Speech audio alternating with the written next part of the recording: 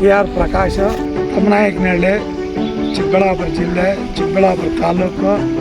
ನಮ್ಮದು ರೋಸ್ಗೆ ಈ SP ಮಂಜಣ್ಣ ಹತ್ರ ಔಷಧಿ ತೊಗೊಂಬಂದರೆ ಅದು ಹೊಡೆದ್ರ ಮೇಲೆ ಕ್ವಾಲಿಟಿ ಕಲ್ಲರು ಒಳ್ಳೆ ಚೆನ್ನಾಗಿ ಬರ್ತಾಯಿದೆ.